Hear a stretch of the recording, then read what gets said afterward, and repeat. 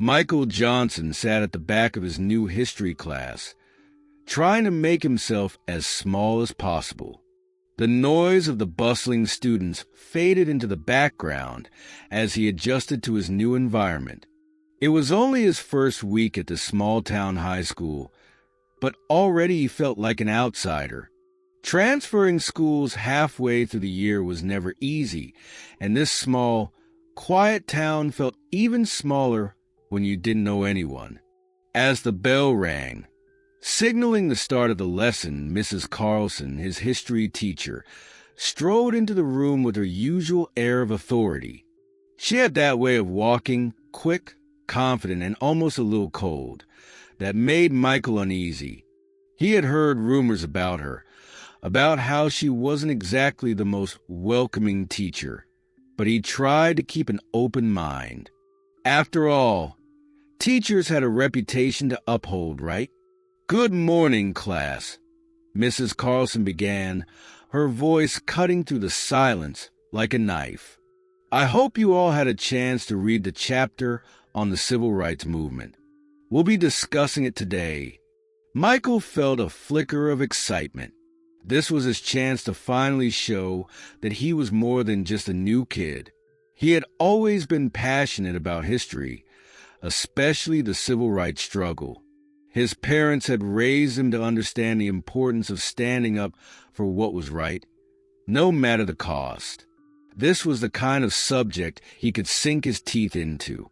"Michael Johnson," Mrs. Carlson's voice suddenly broke through his thoughts. "I see you're new here. What do you think about the civil rights movement?" The class turned to look at him, and Michael felt a slight knot form in his stomach. He had been expecting this moment, but now that it was here, the spotlight felt too heavy. He took a deep breath, adjusting in his seat. It was one of the most important movements in American history, Michael said carefully. It changed the way the country viewed racial equality, and it gave a voice to those who had been silenced for so long. He paused, glancing around the room. Some of the students seemed interested, while others looked bored or distracted. But Mrs. Carlson's face was unreadable. "I see," she said, her tone clipped. "Well, let's see how much of that is reflected in your test scores, shall we?" Michael's heart sank. Her words, though polite on the surface, carried a bite to them. The way she had said test scores made it sound like she didn't believe him, as if she was already judging his abilities before he had a chance to prove them. "Class, let's move on," Mrs. Carlson continued, not acknowledging Michael further. "Open your books to page 210, and let's begin with the legal cases of the 1960s. Michael felt a wave of discomfort wash over him. The rest of the class seemed to fall into a dull hum as Mrs. Carlson dove into the lesson. But Michael couldn't shake the feeling that something wasn't quite right. It was subtle, the way she had dismissed his answer with little more than a quick glance. But it was there. As the lesson continued, Michael found himself glancing up at Mrs. Carlson every now and then, trying to read her face, wondering if she would ever give him a fair chance. It was strange. He hadn't even been at the school long enough to form an opinion about her, but something about the way she interacted with him made him feel small. By the end of class, he was left with a bitter taste in his mouth. Mrs. Carlson didn't seem to have any further interest in him as a student. She barely acknowledged his attempts to engage in the discussion, instead moving on quickly whenever he spoke. Michael couldn't help but wonder if she was intentionally cutting him off or if he was just being paranoid. As he packed his things and stood to leave, Michael caught Emily Cooper's eye. Emily was a quiet girl in his class who had been sitting 2 rows ahead. She hadn't been very noticeable at first, but Michael had overheard her talking to some other students about how much she disliked Mrs. Carlson's teaching style. Emily gave him a small, almost imperceptible nod, as though she understood exactly what he was feeling. Michael hesitated for a moment before walking out of the classroom, the feeling of discomfort still lingering in his chest. He knew that this was only the beginning of what was likely to be a long and difficult year. But one thing was certain. He wasn't going to let Mrs. Carlson or anyone else make him feel less than he was. Michael entered the classroom the following week with a determined sense of purpose. He was ready to tackle the day's lesson, knowing that his participation in class discussions was key to proving his value in this new school. Today, however, things felt different. The atmosphere was a little heavier, a little more charged. As he sat down at his desk, Michael noticed that there was a small group of students gathered around, talking quietly. Their low murmur ceased as soon as the bell rang, and Mrs. Carlson entered, as rigid and unfazed as ever. Michael had learned by now that her presence seemed to command respect, even fear. He couldn't help but feel that every time she looked in his direction, her gaze lingered just a little longer than necessary. She didn't trust him. He could feel it in his bones. Today, Mrs. Carlson began, we're going to discuss the civil rights movement and how it shaped modern America. It's an essential chapter in our history, one that is often glossed over, but not in this class. Michael's heart raced a little faster. This was his moment to contribute. He'd read ahead, studied the major events, the speeches, the pivotal moments that had sparked change. He had a lot to say, and this was his chance to show it. He raised his hand, eager to make his mark. Mrs. Carlson noticed him, but didn't call on him immediately. Instead, she chose to point to a few students she knew would simply regurgitate the textbook's surface-level content, a predictable response that she seemed to favor. Finally, after a few seconds of awkward silence, she called on him. "Yes, Michael." He smiled slightly, feeling a sense of relief that he was finally going to speak up. The civil rights movement wasn't just about laws changing. It was about people refusing to accept the status quo. It was about the individuals who risked everything to challenge an unjust system, from Rosa Parks to Martin Luther King Jr. He saw a few nods of approval from his peers, and for a brief moment, he thought that maybe, just maybe, things were starting to shift. But then, Mrs. Carlson's expression became colder. Her lips pressed together, and she adjusted her glasses before replying. "Yes, but remember, Michael, history is more than just people's actions and beliefs. It's about understanding the legal and economic frameworks in which these events happened. I'd like you to focus on those aspects next time." Michael froze. It wasn't the content of her response that stung. It was the tone, the way she dismissed his contribution with barely a second thought. It wasn't just a critique of his answer. It felt like an attack.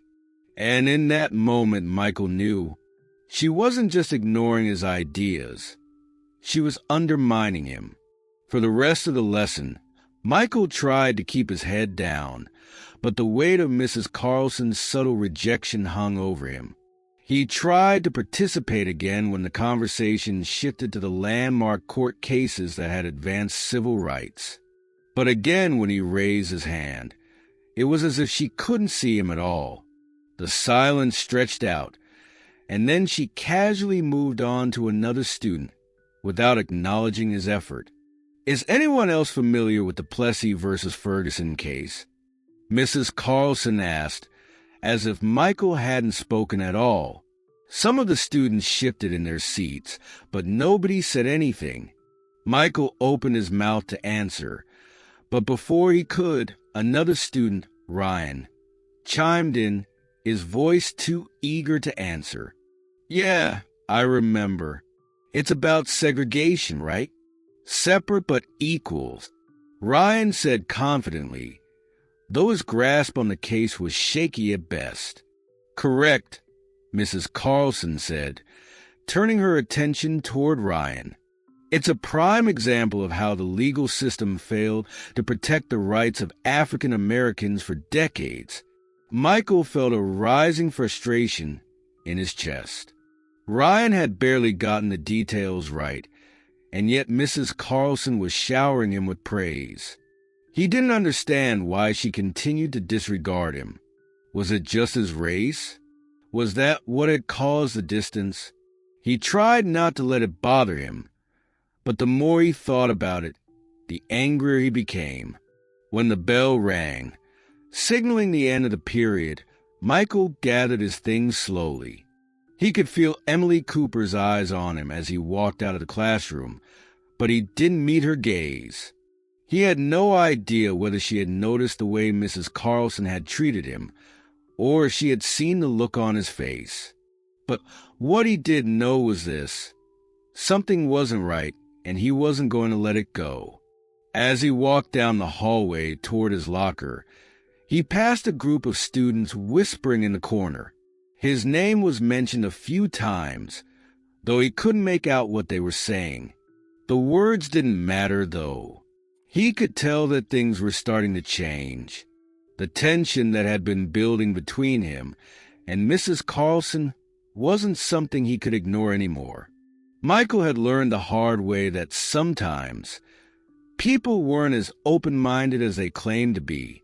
But he also knew one thing: if anyone was going to make them see him for who he truly was, it would be him. No matter how hard they tried to put him in a box, Michael was determined to break out.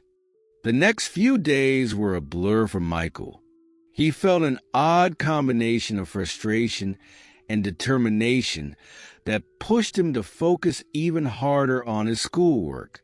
The sting of Mrs. Carlson's dismissive attitude still lingered, but it wasn't enough to hold him back. If anything, it fueled him more. He began to realize that this wasn't just about academic discussions anymore. It was about proving to himself and everyone else that he wasn't going to be silenced. In history class, Michael continued to raise his hand, speak out, and contribute to discussions, despite knowing the risk of being overlooked or ridiculed. Every time Mrs. Carlson ignored him or brushed off his points, he fought the urge to back down. He'd seen it before. The way she avoided making eye contact, the way she picked favorites. But Michael wasn't going to let that stop him. He remembered his mom's words from when he was younger. If you believe in something, you stand by it. Don't let anyone dim your light. Michael didn't want to make it all about race, but sometimes it felt impossible not to. He was different, and no matter how hard he tried to fit in, there were always subtle reminders that he was an outsider. Mrs. Carlson's dismissiveness was just the latest example, but he refused to let it define him. That afternoon, after school, Michael made his way to the counselor's office. Mr. Taylor had been observant, always stopping to say hello, always offering a friendly smile, but Michael had never felt the need to talk to him until now. As Michael entered, Mr. Taylor looked up from his desk and gestured to the chair across from him. "Hey, Michael, everything okay?" Michael hesitated for a moment. The usual warmth in Mr. Taylor's tone was comforting, but he didn't want to seem like he was overreacting. It wasn't like he could prove anything. There was no clear evidence of Mrs. Carlson's bias. It was all just a feeling, an accumulation of small moments. I don't know. It's just... Mrs. Carlson, Michael said, his voice low. I feel like she's treating me differently, and I don't really know why. Mr. Taylor nodded, his expression serious. I've been hearing some things around school, Michael. Some students have mentioned how things aren't always fair in class. I don't want to make any assumptions, but I'm here if you want to talk about it more. Michael felt a weight lift off his shoulders.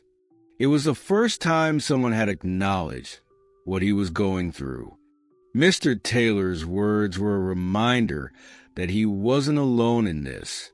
I don't want to make a big deal out of it, but it's hard to focus when it feels like no one's listening. Michael continued. It's like no matter how hard I try, I can't get through. Like nothing I say matters. You don't have to make it a big deal for it to be important, Michael, Mr. Taylor said gently. Sometimes the smallest things can have the biggest impact. If you need help, or if you want to talk to someone, I'll be here. Michael nodded, feeling reassured but still unsure of what to do next. He couldn't change Mrs. Carlson's behavior overnight, but he didn't want to sit back and let her continue treating him this way. The next day in class, Michael found himself in the same routine. He raised his hand to contribute, but when Mrs. Carlson called on him, there was a hint of hesitation in her voice, as if she was already preparing to dismiss whatever he said. Michael, what's your take on the Civil Rights Act of 1964? She asked, her tone more clipped than usual. Michael took a deep breath. This time, he wasn't going to let her get to him. He knew the material. He had studied it. He understood it. And he wasn't going to let anyone tell him otherwise. The Civil Rights Act was a turning point, Michael began, his voice steady. It didn't just ban discrimination. It gave a voice to those who had been denied their rights for so long. It wasn't perfect, but it was a start. Mrs. Carlson's eyes narrowed slightly, but she said nothing in response. She simply moved on to the next student, someone who had offered a more predictable answer. Michael felt a wave of frustration rise within him, but instead of giving in, he stood taller. He wasn't about to let her behavior define him. After class, Emily caught up with Michael as he walked out of the room. She had been watching the whole time, and there was something different in her eyes now. She didn't say anything at first, but as they reached the lockers, she spoke up. You were right, Michael, she said softly. I can see it now. Mrs. Carlson, she's not treating you the same as everyone else. Michael looked at her, surprised by her words. Emily had always been friendly, but he hadn't expected her to notice, let alone say anything. Thanks, he said quietly. I wasn't sure if I was just imagining it, you know. I think a lot of people are starting to notice, Emily added. I've heard some people talking about it. It's not just you. Michael's heart lifted slightly. Maybe he wasn't as alone in this as he had thought. That night, as he sat in his room, Michael reflected on the day. It had been a tough one, but it felt different from the others. The support from Emily, the conversation with Mr. Taylor. It made him realize that maybe, just maybe, things could change. He wasn't the only one seeing the cracks. And if others could see them too, then perhaps it was time to do something about it. The days leading up to the group project on civil rights felt like a pressure cooker slowly building up. Michael was assigned to work with a group of students who were, in many ways, the complete opposite of him. Among them was Alex Thompson, a popular athlete who barely cared about school, and Jenna Walker, someone Michael had always seen as neutral, not really picking sides, but also not very vocal about injustice. It was clear that their views on history were more influenced by stereotypes and what they had learned from their parents than by actual understanding. As they sat around the table, Michael could feel the tension in the air. Alex was leaning back in his chair, scrolling through his phone, while Jenna was more focused on her notebook, seemingly lost in her thoughts. Michael's mind raced as he tried to figure out how to approach the topic of civil rights, knowing that the conversation would inevitably shift to the struggles of Black Americans and the systems that perpetuated racism. What should we focus on for the project? Michael asked, trying to keep his tone neutral. I don't know, Alex muttered, glancing at the clock on the wall. Maybe just talk about the laws and stuff. No need to get too deep. Jenna shrugged. Yeah, I agree. We don't want to make it too complicated. Michael's stomach twisted. This wasn't about making it complicated. It was about confronting the real issues and understanding the implications of these laws, about how they had shaped the world they lived in today. But he knew arguing wasn't going to get him anywhere with them. Actually, Michael began, choosing his words carefully, I think we should focus on the impact of the Civil Rights Act of 1964. It didn't just end segregation. It created a legal framework for equality. But it wasn't just about the laws. It was about a movement that pushed for real change, even when people fought against it. Alex snorted, not even bothering to look up from his phone. Yeah, but wasn't it just about giving people what they wanted? Isn't that why everything went so crazy back then? Jenna shifted uncomfortably in her seat, but didn't respond. Michael's frustration bubbled up, but he forced himself to remain calm. He had come to realize that getting angry wasn't going to change anyone's mind, but staying calm and presenting facts might. It wasn't about giving people what they wanted, he said, his voice steady. It was about recognizing that people have been denied basic rights for centuries. It's not crazy to want to live freely. There was a moment of silence as Alex finally looked up from his phone, his expression skeptical. Yeah, but a lot of people weren't happy with all the changes, were they? People still talk about how things were better before all this. Michael's jaw clenched. That's the problem, Alex. People who didn't want change, who wanted to keep things the way they were, never really understood why those laws were necessary. It wasn't just about being uncomfortable. It was about fairness. Jenna, still quiet, now looked up at Michael, a hint of concern in her eyes. I mean, I get it, but, we don't want to make anyone upset, right? Let's just do what we have to do. Michael's heart sank. He knew that was the easy way out. Just keep it neutral, avoid the tough topics, and stay safe. But it wasn't about being safe anymore. This wasn't just another class project. This was his opportunity to show that his perspective, the one often silenced, mattered. And he couldn't back down now. The next day in class, the students were presenting their projects.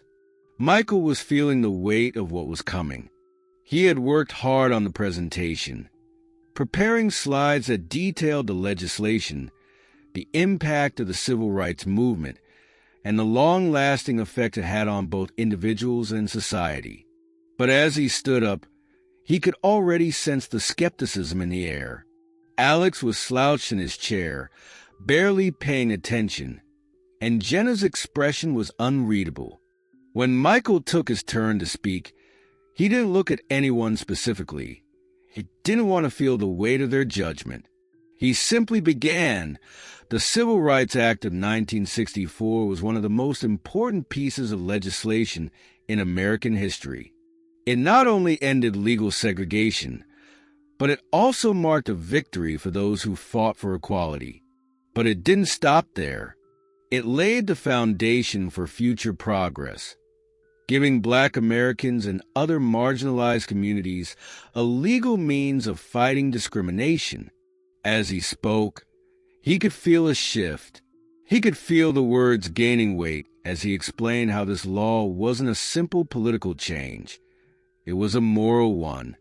And despite what some people might want to believe, the fight didn't end with the passage of the act. It was an ongoing struggle, one that still demanded attention and activism. But as he concluded his section, he saw the familiar cold stare from Mrs. Carlson. She didn't smile or acknowledge his effort. She just moved on to the next student without saying a word. Michael felt a bitter taste in his mouth, but he didn't let it deter him. He had spoken his truth, and that was all that mattered. When the project was over, Michael sat back down, exhausted but determined. He could feel the weight of Mrs. Carlson's disapproval, but he also knew something had changed. He had stood up for himself and what he believed in, even in the face of indifference and hostility. He had a voice, and he wasn't going to let anyone silence it.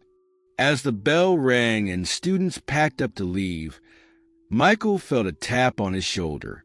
He turned to find Emily standing behind him, her face bright with a smile. "You were amazing, Michael," she said quietly, making sure no one else could hear. "You handled that really well." Michael didn't know how to respond. A part of him wanted to brush it off, pretend like it wasn't a big deal. But it was. Emily had noticed, and so had others. "Thanks, Emily," Michael said, finally allowing himself to smile. "It means a lot."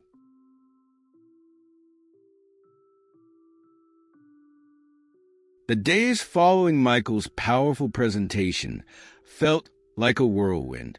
He had expected the usual cold silence from his classmates, but something unexpected had happened. A small, yet noticeable shift in the air lingered in the school. It wasn't obvious at first, but as the days went by, Michael noticed the subtle changes in the way people interacted with him.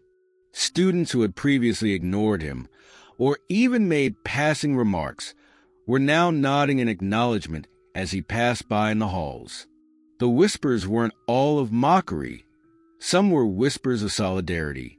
Emily, in particular, had become a quiet ally. She didn't just congratulate him after class. She sought him out, sitting with him during lunch, engaging in more serious conversations about race and equality. It was clear that Emily wasn't the type to speak out loudly, but Michael saw the way she looked at him differently, as if she now understood him more than she ever had before. And for the first time, Michael didn't feel as if he were walking alone. But the support wasn't universal. In fact, it was far from it. He still had to deal with the backlash, especially from his group members, who were not exactly thrilled with the way he had handled the presentation. Jenna was the only one who had shown any hint of agreement during the project, but even she seemed to avoid him after class. Alex, however, seemed outright hostile, shooting glares every time Michael passed by his locker. Michael didn't let it bother him. He knew that some people wouldn't get it. Some wouldn't even want to. But what mattered was that more people were starting to pay attention. More people were listening. One afternoon, as Michael walked to his next class, he was approached by Mr. Taylor, the school counselor.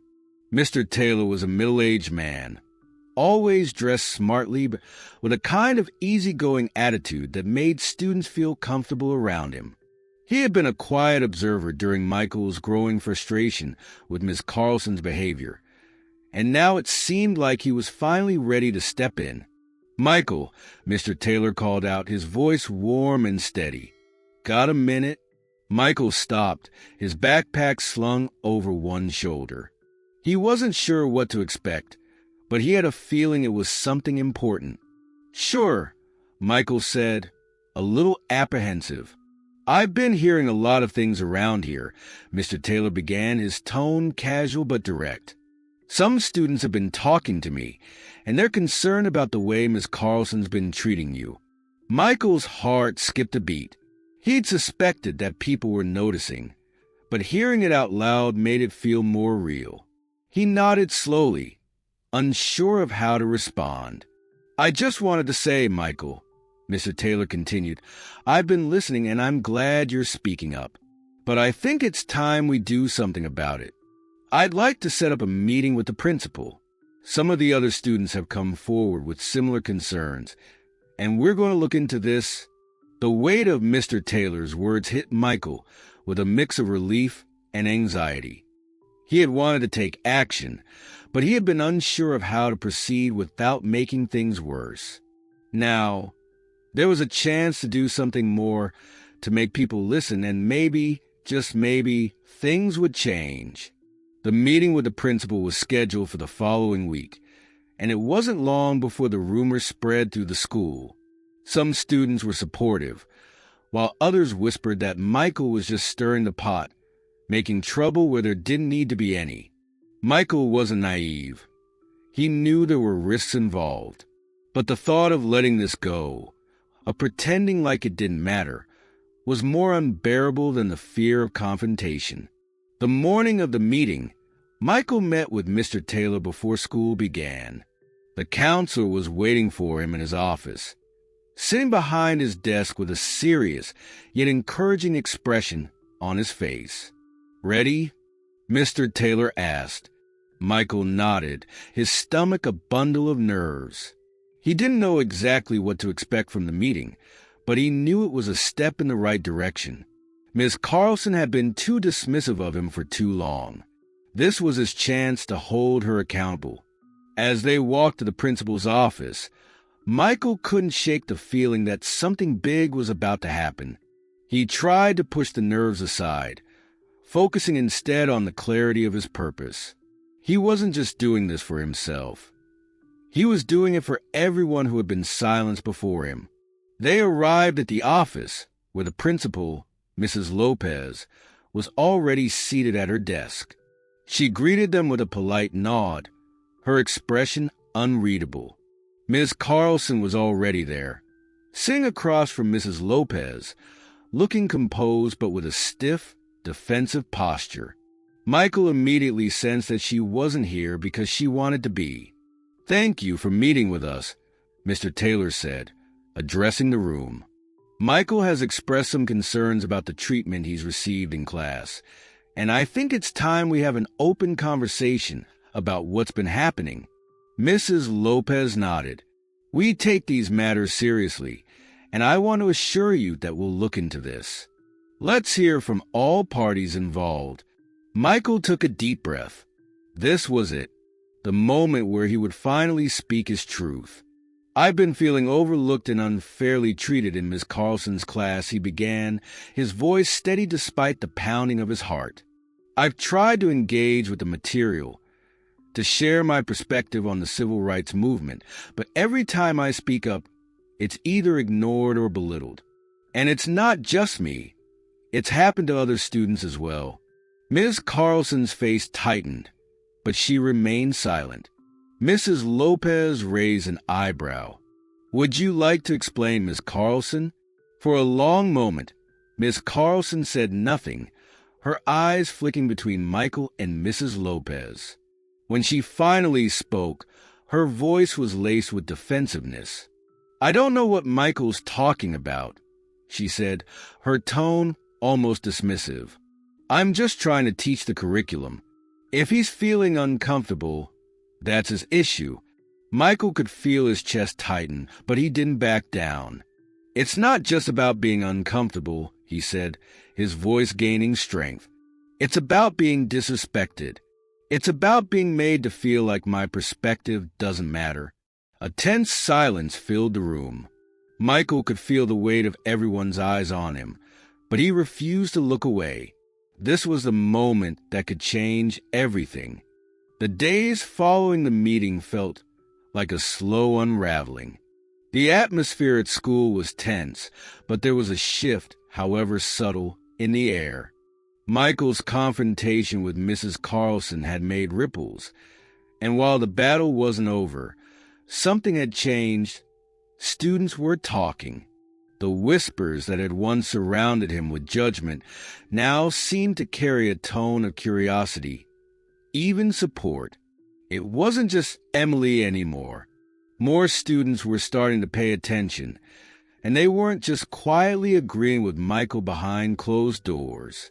They were standing up, or at least making their support known in small but significant ways. Some would nod at him in the hallways. Others would engage in brief conversations during lunch. It wasn't a loud, revolutionary shift, but it was real. Even teachers seemed to be taking note. Michael noticed that the teachers in the hall would glance at him with a new, almost cautious interest. Some offered him a little extra help with his assignments. Others would give him a small, encouraging smile as they passed by. It was nothing extravagant, but to Michael, it meant a lot. And then there was a school event Michael had been planning for weeks. After the meeting with the principal, he'd spoken to Mr. Taylor about organizing something that could bring the entire school together to discuss equality. He had seen it in the way his classmates had begun to shift, and he knew that if they were given the right platform, they might find their voice too. It wasn't easy convincing the school administration to allow it. There were always concerns about how such a topic would be handled, how parents would react, and whether it could be disruptive. But Mr. Taylor had been instrumental in getting it approved. The event was set to take place in the gym, and a local speaker, someone well known for their work in promoting racial equality, had agreed to come and address the students. The day of the event, the gym was filled with a buzz of nervous energy. Some students were skeptical, others were excited. Michael stood at the back of the room, his palms a little sweaty, watching as the speaker set up on stage. He had been nervous about the turnout, worried it might be one of those events where only the usual suspects would show up, the students who were already supportive, already passionate. But as more students filed into the gym, his nervousness slowly turned into something else, something like hope. The lights dimmed, and the speaker took the stage. Michael felt a surge of pride as the speaker's words started to resonate. The message was powerful. Equality wasn't just a lofty ideal.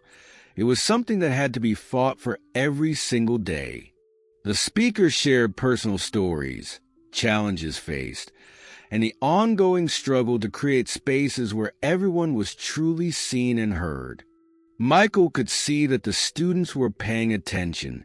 He could hear the murmur of agreement as the speaker discussed the importance of understanding and empathy. It was no longer just a classroom conversation. This was a real-world issue, one that they were all a part of, whether they acknowledged it or not. Then, during a break in the speech, the speaker invited Michael up to share his story. Michael had agreed, but now that the moment was here, his heart raced. He was nervous, unsure of how his words would land.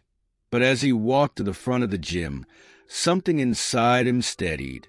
This wasn't just about him anymore, it was about all of them. All the students who had felt unseen, unheard, or misunderstood. Standing there in front of his classmates, Michael spoke from the heart. "I've been here for a few months now," he started, his voice steady despite the nerves. "And I've learned a lot about how things work here. I've learned about how people are treated differently because of the color of their skin. And I've learned that if we want real change, it has to start with us. It has to start with speaking up." He paused, taking a deep breath as he looked around the room. "I'm not asking for anyone to be perfect," he continued, "but I am asking that we listen, that we try to understand, and that we stand up for each other, no matter who we are." There was silence for a moment, then an eruption of applause. It wasn't a loud, overwhelming noise, but it was real. It was a sign that Michael's words had been heard. The students weren't just sitting passively anymore, they were engaged. As the event concluded, Many students came up to Michael, thanking him, offering words of support. Some even shared their own stories of how they had felt discriminated against or how they had witnessed injustice. The atmosphere in the gym had shifted from tension to something more hopeful, more united. Michael had started something he didn't fully understand at the time, but something that felt important. The event was trending on social media within hours. Students posted pictures and quotes from the speaker's speech, and Michael's story was shared widely. His words had become a spark, lighting up a conversation that had long been ignored. For the first time, Michael felt like his voice wasn't just a whisper in a crowded room. It was a sound that carried. And as the school day ended and students began to head home, Michael realized something. This wasn't just about making a point to Mrs. Carlson or even to the administration. It was about changing the culture. It was about creating a space where everyone, regardless of their background, could feel like they mattered. This was just the beginning. The real work was ahead. But for the first time, Michael was optimistic. The air was thick with tension as the meeting room filled with parents, teachers, and students. It was the kind of gathering that Michael had never imagined himself attending, a formal, structured event where every word spoken could carry weight. The stakes had never been higher. This would be the moment to decide whether the school would face the truth of what had been happening under Mrs. Carlson's watch, or if everything would be swept under the rug once again. Michael stood at the front of the room, his heart pounding in his chest. He had prepared himself for this. He had to. The evidence was there, documented, and presented with the voices of those who had witnessed the injustice. It wasn't just his word anymore. It was a collective one. He had gathered statements from classmates and even some teachers who had seen the way Mrs. Carlson treated him and others. The entire situation had to be addressed.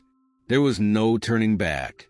At the head of the room, Mrs. Carlson sat rigidly, her expression cold and defiant. She was not the warm, approachable teacher that most students had once known. Over the past few weeks, the facade of civility had cracked, and what remained was a figure who had become the embodiment of the very prejudice Michael had been fighting. Her arms were crossed tightly in front of her, her jaw set in a manner that told anyone looking that she was prepared for a battle. The principal, Mr. Lawson, sat at the table, his face unreadable as he glanced between the two sides. He had not been quick to act when the allegations had first surfaced, but now, under the mounting pressure from students, parents, and even faculty members, he had called this meeting. His role was to mediate, but it was clear that this was not just an administrative issue anymore.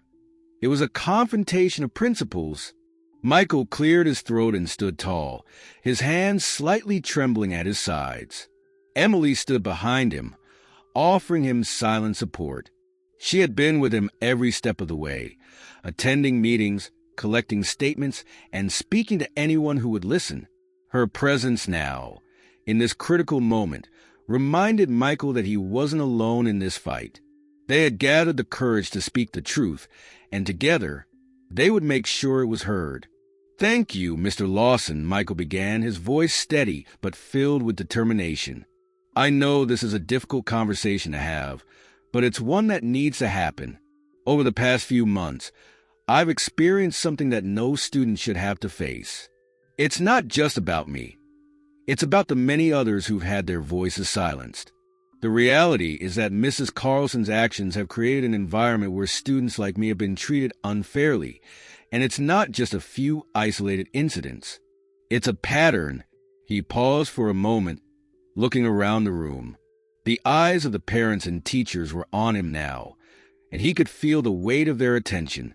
This was his moment to speak for everyone who had felt overlooked, disrespected, or discriminated against. This was no longer just about his individual experience. It was about bringing the truth to light. "We've gathered testimonies from students and faculty who have witnessed the way Mrs. Carlson has treated me and others. It's not just in the classroom.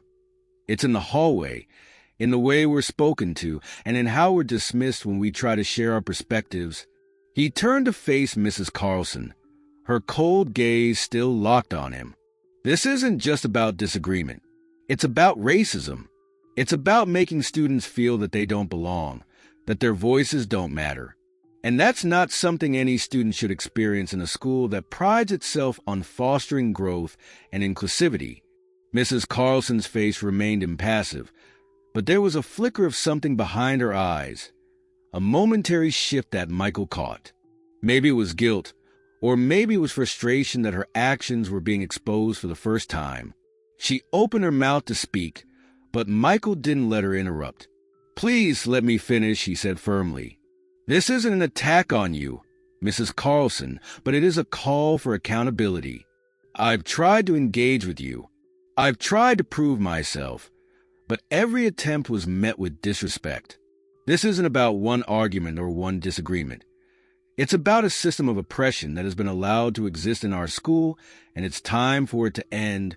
There was a long silence. Michael's words hung in the air, and the room seemed to collectively breathe in, waiting for the next move.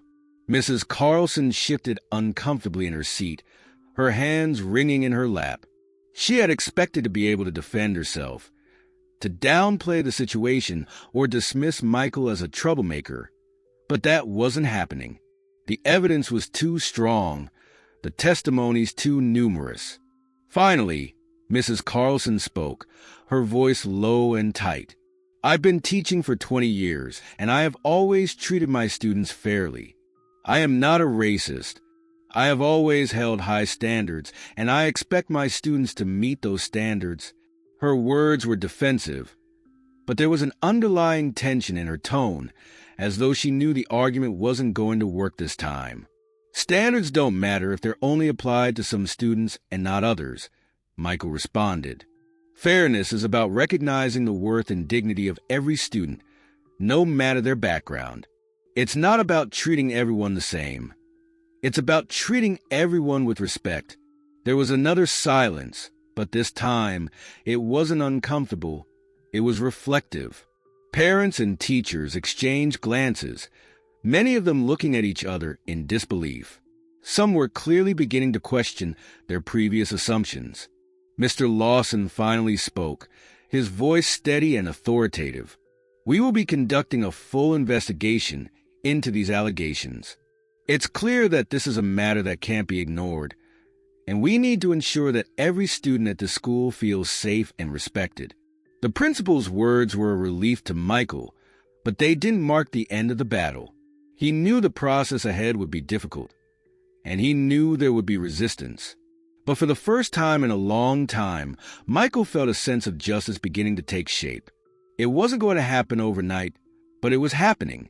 As the meeting came to a close, Michael looked around the room. The faces that had once been indifferent were now filled with something different: understanding, concern, and maybe even a bit of regret. Michael knew that this fight wasn't just about one teacher. It was about transforming the school, about making sure that no one else would have to go through what he had experienced. And as he walked out of the meeting, his heart lightened.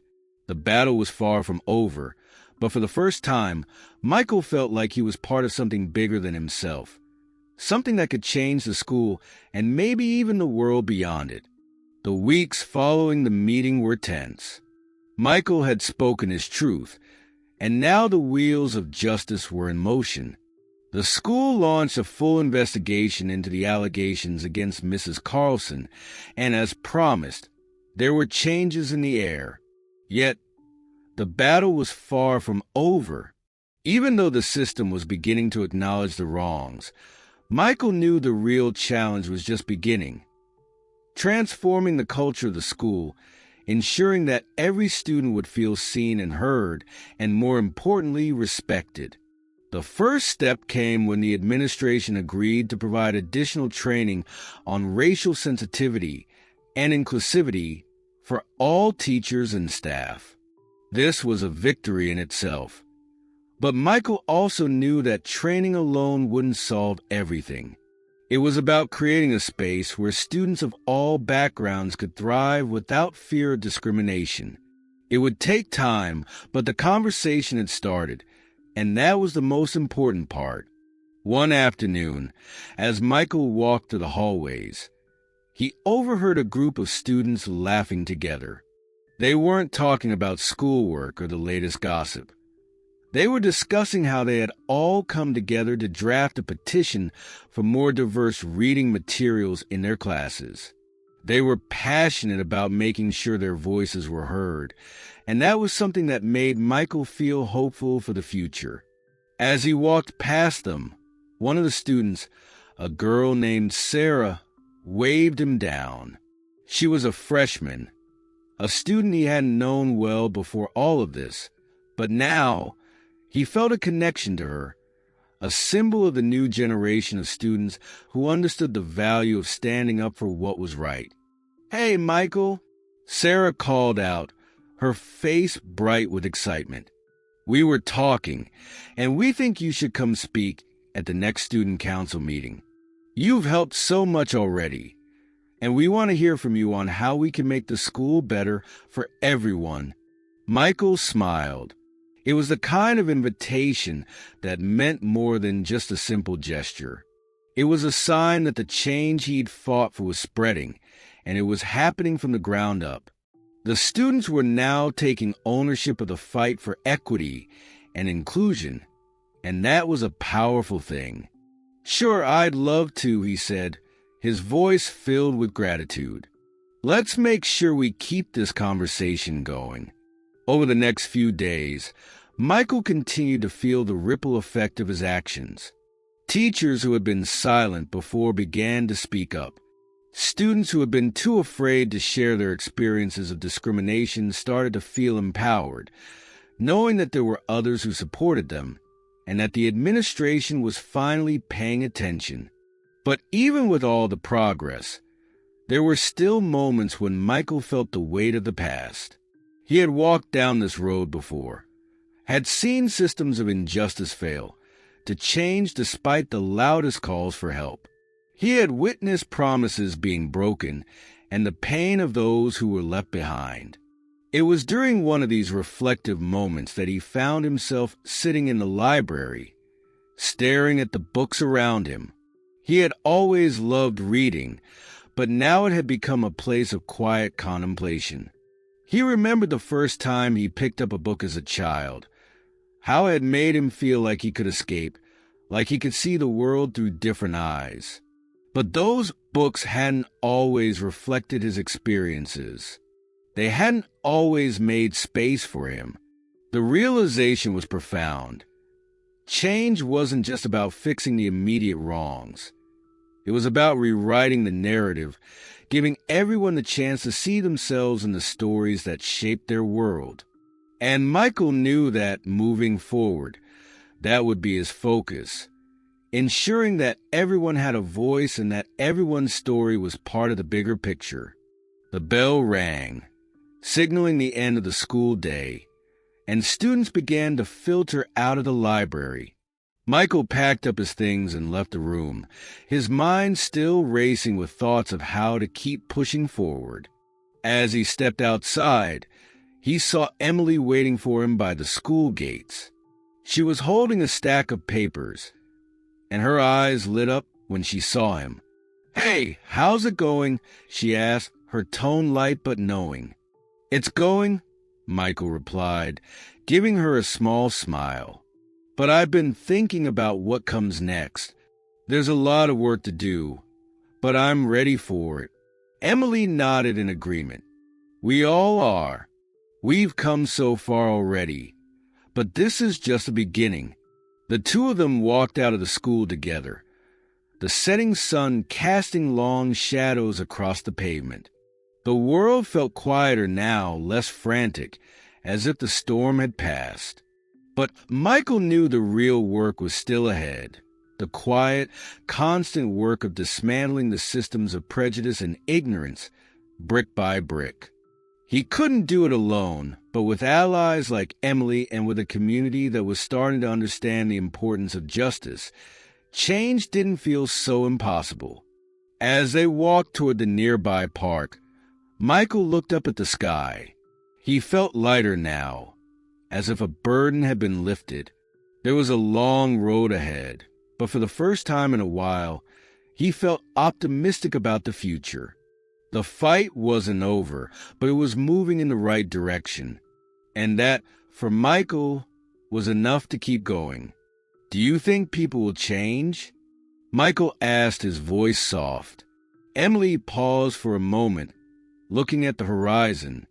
"People can change," she said finally. "But it takes time, and it takes people who are willing to fight for what's right. It takes people like you." He smiled, the weight of her words settling over him. Maybe the change he had fought for, the change they all needed, wasn't as far away as it seemed. And with that thought, he felt ready for whatever came next.